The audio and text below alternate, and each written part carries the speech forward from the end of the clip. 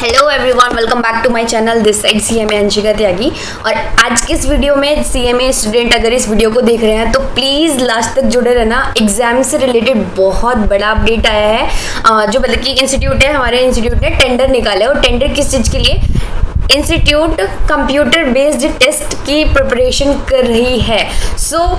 जो लोग ये सोच रहे थे कि एग्जाम में भी पोस्टपोन हो जाएगा, मुझे भी ऐसा लग रहा था कि अगर सिचुएशन ठीक नहीं हुई तो सितंबर वाला टर्म भी, जो सितंबर में अभी एग्जाम को पोस्टपोन करा गया है, वो भी फर्दर पोस्टपोन हो जाएगा। और मुझे कुछ ऐसी भी फीलिंग आ रही थी कि लाइक ये वाला अटेम्प्ट ही ना कैंसिल हो जाए। तो अभी जैसे जो स्टेप इंस्टीट्यूट ने लिया है, और तीनों इंस्टीट्यूट में सबसे पहला स्टेप हमारे इंस्टीट्यूट ने लिया है कंप्यूटर बेस्ड टेस्ट को कंडक्ट कराने का। बेसिकली अभी ये क्लैरिफाई नहीं करा है, अभी सिर्फ और सिर्फ इंस्टीट्यूट ने टेंडर निकाला है। टेंडर मीन्स इंस्टीट्यूट किसी ऐसी मतलब कंपनी जो सॉफ्टवेयर बनाने वाली कंपनी है उनको एक टेंडर निकाला है। इंस्टीट्यूट चाहता है कि कोई ऐसा एक प्लेटफॉर्म बने, कोई ऐसा सॉफ्टवेयर बने ताकि हम बच्चों का ऑनलाइन एग्जाम कंडक्ट करा सकें। तो एक बहुत बड़ा इंपॉर्टेंट चेंज है। जैसे इंस्टीट्यूट प्रिपरेशन कर रहे हैं तो उससे लग रहा है कि हमारा इंस्टीट्यूट रेडी है एग्जाम लेने के लिए। तो आप लोग पढ़ते रहिए, बिल्कुल ये मत सोचिए कि आपको एग्जाम अभी काफ़ी टाइम है तो आप अपने प्लीज़ पढ़ाई को कंटिन्यू रखिए। ये मत सोचिए कि हमारा एग्जाम और आगे हो सकता है अगर सिचुएशन ठीक नहीं हुई। तो पढ़ते रहिए, कंटिन्यू पढ़ते रहिए। और कंप्यूटर बेस्ड टेस्ट के एग्जाम की बात मैं बता दूं तो पहले मैं आप लोगों को दिखा देती हूँ कि टेंडर में क्या निकाला है। तो फाउंडेशन वालों के लिए भी टेंडर निकाला, फाउंडेशन के का एग्जाम कंडक्ट कराने के लिए भी एक टेंडर निकाला है। तो और दूसरा इंटरमीडिएट और फाइनल के लिए भी टेंडर निकला है। दोनों के लिए अलग अलग निकला है। इसमें मुझे ये क्या लग रहा है कि फाउंडेशन वालों का शायद ऑप्शनल रखा जाएगा एग्जाम, और जो इंटरमीडिएट और फाइनल वाले हैं उनका सब्जेक्टिव ही रहेगा। फाउंडेशन वालों का ऑब्जेक्टिव टाइप हो सकता है पेपर, लेकिन जो इंटरमीडिएट वाले हैं उनका सब्जेक्टिव टाइप हो सकता है। अब वो ये चीज़ टेंडर के अंदर जाके ही थोड़ा बहुत पता चल सकती है वैसे, बट मैं मेरे ओपिनियन से, एक्सपीरियंस से बता रही हूँ। क्योंकि जब मैं 2015 में थी, लाइक मैंने जून 2015 में फाउंडेशन का एग्जाम लिखा था। एट द टाइम, उस टाइम भी फाउंडेशन का कंप्यूटर बेस्ड टेस्ट होता था और मैंने भी कंप्यूटर बेस्ड टेस्ट दिया था। तो मैं आपको बता देती हूँ कि कंप्यूटर बेस्ड टेस्ट में क्या होता है। उस टाइम पे 2015 में भी फाउंडेशन का जो एग्ज़ाम था वो ऑब्जेक्टिव टाइप था, लेकिन जो इंटरमीडिएट और फाइनल वाले स्टूडेंट थे उनका सब्जेक्टिव टाइप ही एग्जाम होता था। इसलिए मैं ये बात बोल रही हूँ कि दोनों के लिए टेंडर अलग अलग निकला है। क्योंकि फाउंडेशन वालों का हो सकता है वो ऐसा सॉफ्टवेयर डेवलप करवाएं जिसमें जो होगा कि जिसमें होगा दोनों, इसलिए मैं बोल रही हूँ कि इसलिए शायद इन्होंने दो अलग अलग टेंडर निकाले हैं। फाउंडेशन वालों के लिए वो ऐसा सॉफ्टवेयर डेवलप कराना चाह रहे हैं जिसमें ऑब्जेक्टिव टाइप क्वेश्चन और ऑब्जेक्टिव टाइप का टेस्ट को वो जनरेट करा सकें, और जो इंटरमीडिएट और फाइनल वाले हैं उनके लिए सब्जेक्टिव टाइप वाला सॉफ्टवेयर कुछ ऐसा डेवलप करा सके कि सब्जेक्टिव टाइप हमारा एग्जाम हो सके। ठीक है, तो ये एक ऐसी प्रिपरेशन करी जा रही है इंस्टीट्यूट की तरफ से। तो अब मैं क्योंकि मैंने फाउंडेशन का कंप्यूटर बेस्ड टेस्ट फेस किया है तो उसके बारे में आपको थोड़ा सा मैं एक्सपीरियंस बता देती हूँ कि कंप्यूटर बेस्ड टेस्ट में क्या होता है। कंप्यूटर बेस्ड टेस्ट में क्या होता है, लाइक हमारा जो एग्जाम था वो एक ही दिन में हमारे चारों एग्जाम हो गए थे। दो स्लॉट में एग्जाम हुए थे। लाइक 1 घंटे का 2-2 घंटे दिए जा रहे थे। फॉर एग्जाम्पल मेरा 10 बजे से पेपर स्टार्ट था, 10 बजे से लेके 12 बजे तक 2 सब्जेक्ट का पेपर होना था। 2 घंटे का टाइम पीरियड हमें दिया गया था, 2 सब्जेक्ट का पेपर हमें देना था। फिर 1 घंटे का हम लोगों को लंच मिला था। फिर उसके बाद 2 बजे से 1 घंटे का 2 घंटे का हम लोगों को लंच मिला था। फिर उसके बाद 2 बजे से 4 बजे तक के स्लॉट में जो रिमेनिंग के 2 सब्जेक्ट थे उन 2 सब्जेक्ट्स का हमारा एग्जाम हुआ था कंप्यूटर बेस्ड टेस्ट। तो बताइए कि एक ही दिन में चारों एग्जाम हो गए थे और चारों एग्जाम हो भी गए थे। और सबसे अच्छी बात जो थी कि कंप्यूटर बेस्ड टेस्ट के अगले मतलब कि next to next day result declare हो जाता है। मतलब कि 2 दिन के अंदर अंदर रिजल्ट डिक्लेयर भी हो गया था। ठीक है, तो ये एक बहुत इंपॉर्टेंट बात है यहाँ पे कंप्यूटर बेस्ड टेस्ट में कि रिजल्ट का बहुत जल्दी डिक्लेरेशन हो जाता है। फाउंडेशन की बात मैं कर रही हूँ क्योंकि मैंने खुद ने सिर्फ फाउंडेशन का जो सब ये कंप्यूटर बेस्ड टेस्ट फेस किया था, वो उसकी एक्सपीरियंस मैंने आप लोगों के साथ शेयर किया। अब कंप्यूटर बेस्ड टेस्ट में होता क्या है, एग्जाम्स कैसे होते हैं, उसमें क्या होता है कि आपको ऑब्जेक्टिव टाइप क्वेश्चन दिए जाते हैं। लाइक आई थिंक 50-50 क्वेश्चन पूछे गए थे, अभी मेरे को एग्जैक्ट याद नहीं आ रहा है, बट 50-50 क्वेश्चंस पूछे गए थे ईच सब्जेक्ट से। हाँ 50-50 क्वेश्चंस थे और 60 मिनट थी हमारे पास एक पर्टिकुलर, वैसे जो 120 मिनट्स थी उन 120 मिनट्स में हमें वो पूरे 100 जो क्वेश्चंस थे उनको हमें सॉल्व आउट करना था। अब क्वेश्चन आते हैं कि हम जैसे एक एक क्वेश्चन हमारी स्क्रीन पे आता था, हमें उसको क्लिक करना होता था उसका आंसर एंड देन हम आगे मूव करना होता था। But still we were having the option कि अगर आपको कोई क्वेश्चन समझ नहीं आ रहा है तो आप उसको छोड़ के आगे बढ़ सकते हो। वापस से जाके आप उस जो क्वेश्चन है आपका उस क्वेश्चन को जाके क्लिक करके आप अगर बाद में आपको लगता है कि आपके पास टाइम बच गया तो वापस से जाके आप उस क्वेश्चन को सॉल्व आउट कर सकते हो। तो कंप्यूटर बेस्ड टेस्ट में ये नहीं है कि अगर आपने एक बार क्वेश्चन को स्किप कर दिया तो कैसा होगा, मतलब कि उसके बाद आप दे पाओगे या नहीं दे पाओगे। तो इस चीज को भी मैंने क्लियर कर दिया कि बाद में भी आप जो आपका क्वेश्चन छूट गया है आप उसको बाद में भी अटेम्प्ट कर सकते हो, ठीक है। और जब आप अपना बस यही पूरा था कि बहुत इजी है, ऑब्जेक्टिव टाइप क्वेश्चन पूछा जाता है, ज़्यादा कोई कैलकुलेशन वाले क्वेश्चंस नहीं होते हैं, बहुत नॉर्मल सा क्वेश्चन पूछे जाते हैं।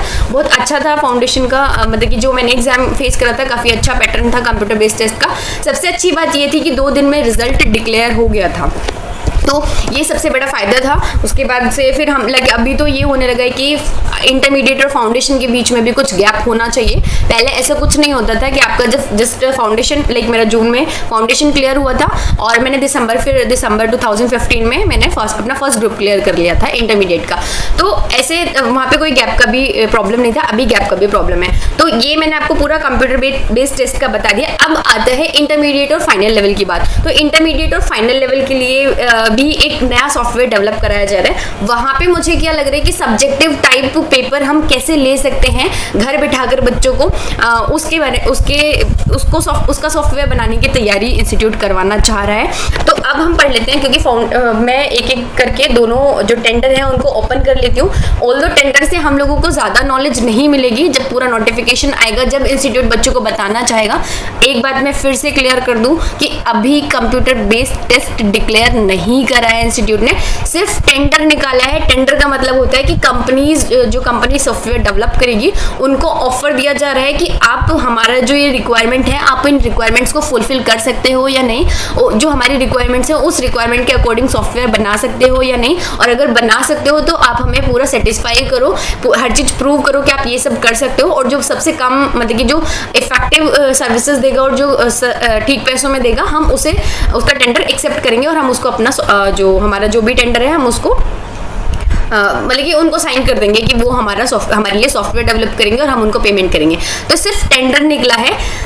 अभी आपको इंस्टीट्यूट ने कोई ये नहीं बोला है कि आपका एग्जाम कंप्यूटर बेस्ड टेस्ट ही होगा। तो ये मैं आप लोगों को क्लियर कर दूं बिल्कुल कि जब तक कोई नोटिफिकेशन नहीं आते स्पेसिफिकली फॉर द स्टूडेंट्स कि आपका कंप्यूटर बेस्ड टेस्ट होगा, तब तक आप इस चीज को ये अपने दिमाग में मत रखो कि अब हमारा कंप्यूटर बेस्ड टेस्ट होगा। बट ये मैंने इसलिए वीडियो बनाई है ताकि आप अवेयर रहो कि कंप्यूटर बेस्ड टेस्ट एग्जाम भी हो सकता है, क्योंकि इंस्टीट्यूट इस चीज की तैयारी कर रहा है पूरी तरीके से। इंस्टीट्यूट इस चीज में लगा हुआ है कि कंप्यूटर बेस्ड टेस्ट एग्जाम करा जाए। तो अब हम टेंडर जाके पढ़ते हैं कि टेंडर में क्या लिखा हुआ है। तो टेंडर को अगर हम पढ़ते हैं, एक सेकेंड, टेंडर को अगर हम पढ़ते हैं तो यहाँ पे ऊपर तो कुछ नहीं लिखा। ऊपर अगर हम सबसे ऊपर जाएं तो ऊपर सबसे लिखा हुआ है रिक्वेस्ट करी गई है, request for proposal for conduct of computer based test from home. मतलब कि आप घर बैठकर अपने लैपटॉप पीसी पर अपने लैपटॉप के थ्रू आप एग्जाम दे सकते हो। होपफुली इंस्टीट्यूट कुछ ऐसा भी अरेंजमेंट कराएगा कि मोबाइल के थ्रू भी आप दे सको, क्योंकि ज़रूरी नहीं है हर स्टूडेंट के पास लैपटॉप हो। तो जो भी होगा वो आप लोगों को अपडेट कर दिया जाएगा। Online exam for the foundation course, ये फाउंडेशन वालों के लिए मैं टेंडर पढ़ रही हूँ। बेसिकली यहाँ पर हमारे पढ़ने लायक कुछ नहीं है। जो थोड़ा बहुत ये रिक्वायरमेंट्स है, बेसिक रिक्वायरमेंट्स, ये वो रिक्वायरमेंट्स है जो उस पर्टिकुलर सॉफ्टवेयर कंपनी को फुलफिल करनी होंगी कि मतलब कि ये सब वो रिक्वायरमेंट्स उनको फुलफिल करनी होंगी, तभी हम उन लोगों को टेंडर देंगे। फिर उसके बाद हमारा जो मेन, हम अगर देखते हैं यहाँ पे थोड़ा बहुत कुछ लिखा हुआ है एग्जाम के बारे में।